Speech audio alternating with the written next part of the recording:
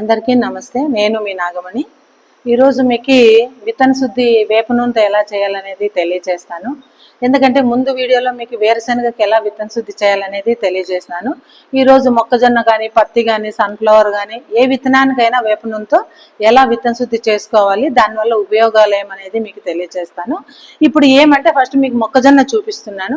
మొక్కజొన్న విత్తనాలు తీసుకున్నా కూడా దీనికి ఏమంటే 50 కేజీల విత్తనానికి 1/4 కేజీ 250 గ్రామ్స్ వచ్చేసి వేప నూనె తీసుకోవాలా.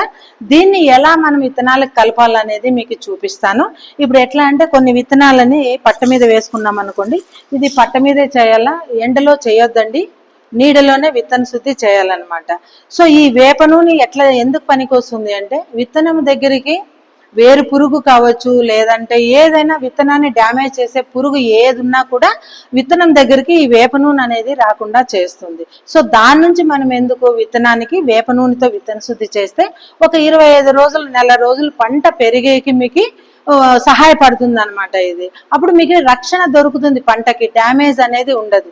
తర్వాత కాలంటే మళ్ళీ మీరు ఏం చేసుకోవాలనేది తర్వాత ఉంటుంది. సో నెల రోజుల వరకు మీరు పంటని కాపాడాలా, విత్తనము జర్మినేషన్ అంటే మొలక బాగా రాల, మొలక శాతం బాగుండాలా అన్నప్పుడు విత్తన శుద్ధి అనేది వేప నూనెతో చేసుకోండి. ఇది సన్ఫ్లవర్ అయినా, పత్తి అయినా, మొక్కజొన్న అయినా, ఏ విత్తనాలకైనా కూడా 50 కేజీలకు వచ్చేసి 250 గ్రామ్స్ అనేది వేప నూనె వాడండి. దీన్ని నీడలోనే చేయండి, ఎండలో చేయొద్దండి. ఒక చెట్టు కింద, పొలంలో చెట్టు కింద చేసేసి తర్వాత మీరు విత్తనాన్ని పెట్టండి. దీనికి ఏమంటే ఇప్పుడు ఇది ఎలా చేయాలనేది మీకు చూపిస్తాను. ఇప్పుడు ఈ విత్తనాన్ని మనము పట్ట మీద మొక్కజొన్న వేసేసుకొని చూడండి, ఇలా చేసిన తర్వాత మనము ఈ వేప నూనెని తీసుకున్నాం కాబట్టి ఇట్లా వేస్తాము. కాబట్టి ఎందుకంటే చేత్తో ఏ విత్తన శుద్ధిని చేత్తో చేయొద్దండి. ఇప్పుడు పట్ట చేసినాం కదా, ఇట్లా పట్టతో అన్నాం అనుకోండి, ఒక 2 అన్నారంటే ఆ పక్క ఈ పక్క చూడండి, ప్రతి విత్తనానికి అంటుకుంటా ఉంది. చూడండి, ఈ విత్తనం అనేది విత్తన శుద్ధి ఈ విధంగా చేసి చూడండి. ఇప్పుడు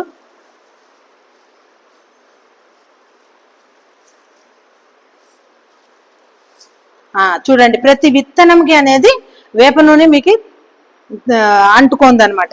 ఇప్పుడు మీరు విత్తనాలని ఈజీగా తీసుకొని పోయి పొలంలో మీరు పెట్టేయచ్చు అనమాట.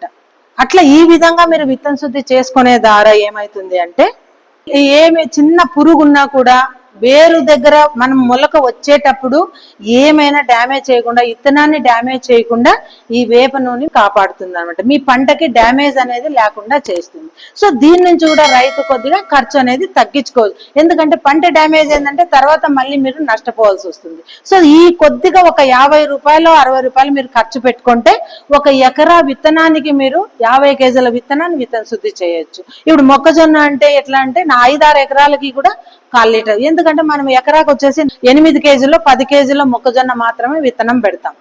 సో ఇప్పుడు 5 ఎకరాలకి మనము ఈ 1/4 లీటర్ అంటే 250 గ్రామ్స్ అనేది మనకి వేప నూనె సరిపోతుంది. సో 5 ఎకరాలకు మనం 60 రూపాయలు పెట్టేది పెద్ద ఖర్చు కాదు, పంటని రక్షించుకోవచ్చు. సో దీని ద్వారా రైతులకు కూడా చాలా ఉపయోగం ఉంటుంది కదా.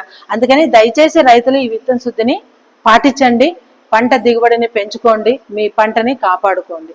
ఈ వీడియో కనుక మీకు నచ్చినట్లయితే లైక్ చేయండి, షేర్ చేయండి, సబ్స్క్రైబ్ చేయడం మర్చిపోవద్దండి.